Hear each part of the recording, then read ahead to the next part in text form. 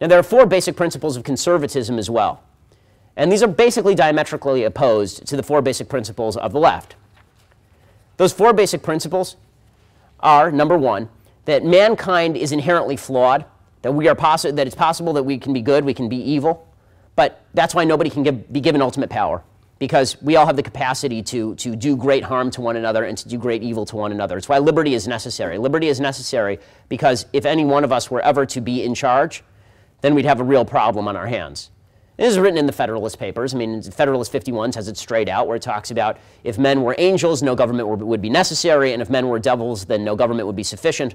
Right? The idea is that mankind is capable of doing great harm and great good. The left doesn't believe that. The left actually has two different concepts of what humanity constitutes, and they conflict with each other.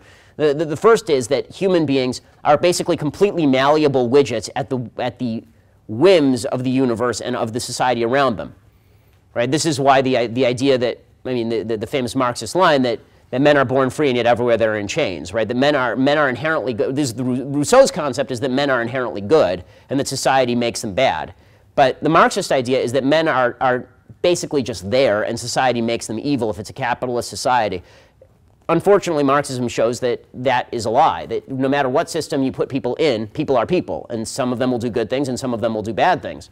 But the idea that if you just change the system, you magically transform the hearts of men is sheer nonsense. People are selfish, and people are cruel, and people are vindictive, and people are good, and people are generous. And that is the reality of human life. And we all know that on a personal level, but in order to achieve that goal of equality and fairness, we have to pretend that all human beings are basically just at the mercy of the system. If you change the system, then magically everything changes. It's a contradiction in the sense that society is made up of individuals. So how can you possibly say that society defines every individual? Society is an outgrowth of individuals.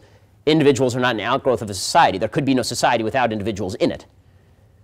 The other conflicting notion of human nature that the left portrays is that as soon as you become wealthy, you become evil. I mean, this is the other one, that if you own a business, and the moment that you sign your first paycheck on the to line, as soon as you sign somebody their first wage, you magically become an evil human being who has a Scrooge McDuck money bin in the back of your restaurant somewhere. And you're actively trying to deprive people of their livelihood. You know, until that point, you were a wonderful person, but the moment that you started employing somebody and hiring them and providing them a livelihood, you became evil. The second principle of conservatism is that individuals have rights that predate government.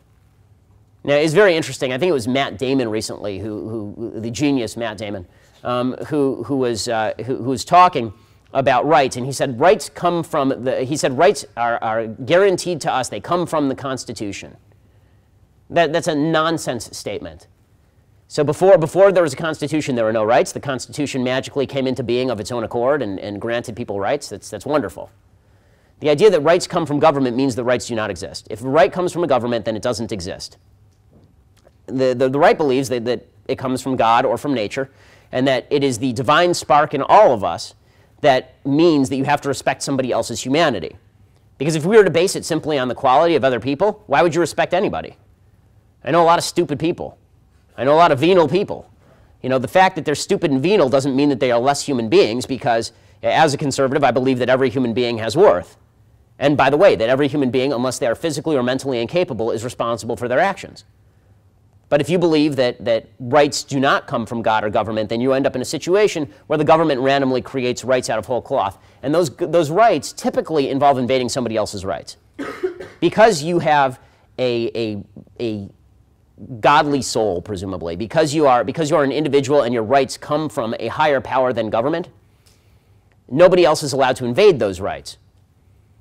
Which leads to the third principle, which is if you reject individual consequences, if you reject individual rights, you deny everybody else's rights. And this is the difference between rights on the left and rights on the right. According to the left, you may have heard this recently, we all have a right to health care. Right? We all have a right to health care. Let's explore that for a minute, what it means to have a right to health care. If you have a right to health care, I'm not talking about a right to access health care.